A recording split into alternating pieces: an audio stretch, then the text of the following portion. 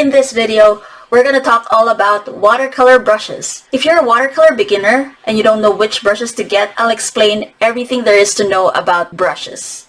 Let's get started. So the first thing you need to know is that you do really need to get a watercolor specific brush.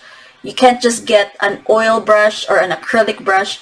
It has to be for watercolor. Also, if you have a watercolor set for kids and it comes with a brush, those brushes are not going to give you good results either. So you need to invest in a proper watercolor brush.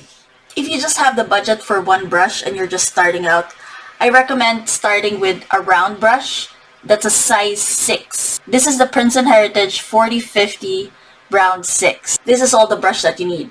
You can make medium-sized strokes with it. It goes to a point, so you can also do fine lines with it if you just do the tip of it. If you have the budget for a second brush, I recommend a round 2, which is exactly the same type of brush as the other brush, except it's just smaller. This brush will let you do these fine lines like these much easier because you can control it easier and you can even go finer. Now, if you have the budget for a third brush, I recommend a larger brush like this round 12. So as you can see, because it's a bigger brush, it absorbed a lot more paint and a lot more water. If you're just starting out, you just need 3 brushes. A large brush for large strokes, like the round 12. A medium brush, like the round 6 for medium strokes. And a small brush like the round 2 for small strokes. The other brush that I recommend getting is a Mottler brush like this. This is a 1.5 inch size Mottler brush from the Princeton Elite line, and it's great for doing large washes. So if you're trying to do a large area really quickly, then you can do it easily with this.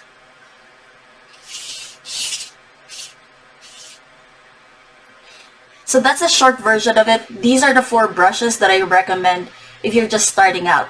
And I use these brushes maybe 90% of the time.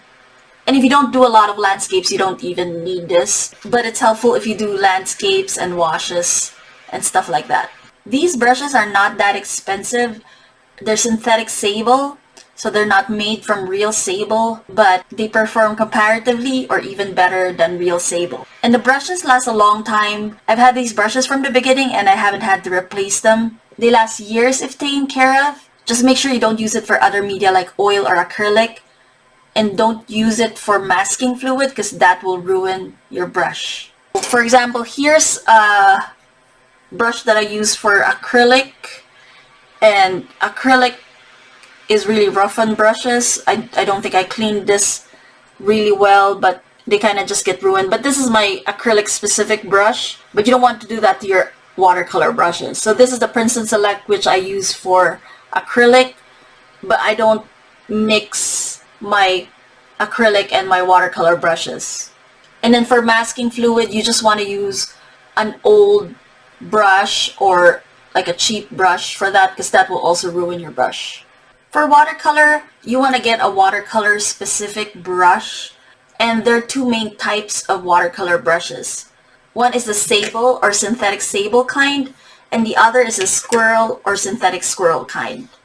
So these are 2 different kinds of brushes in terms of how they feel and how they hold water.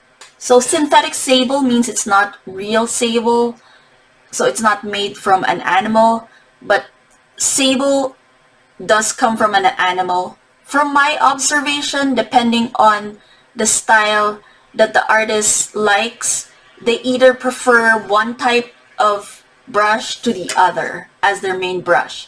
I personally like the synthetic sable kind of brushes the most. I find the squirrel brushes are maybe too soft and maybe not as snappy, but I see a lot of people using these as well. This particular brush is around 8 by silver black velvet.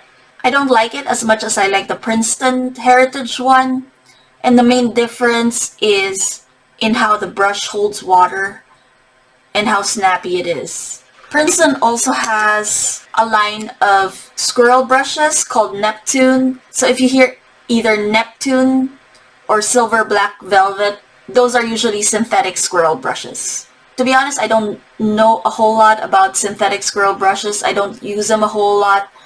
I think that for the style that I do, which is loose modern style, I find the synthetic sables work best for me.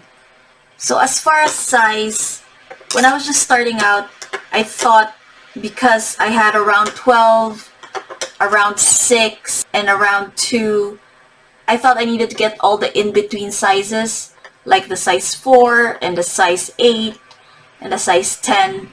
But to be honest, if you already have these and you want to add more brushes to your collection, I recommend going either really small or really large, because anything in between will be covered by these brushes already. So you want to be able to make either tinier strokes or really large strokes. If you want to get a tiny brush, I recommend the Princeton Heritage 3/0. Then if you want to get a larger brush, you can get around 16 or around 24, which is gigantic. When I was just starting out, I got a sable brush because that's what a lot of the older books recommend. In my opinion, that is outdated advice. I don't really find an advantage to using these. These are really expensive for one, and they are made from animals, so it's not cruelty-free.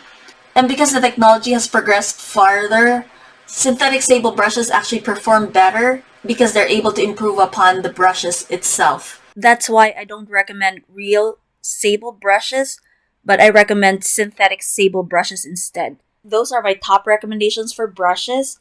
Hopefully that helped you out a lot. Thank you so much for watching. Don't forget to subscribe to my channel for more videos like this.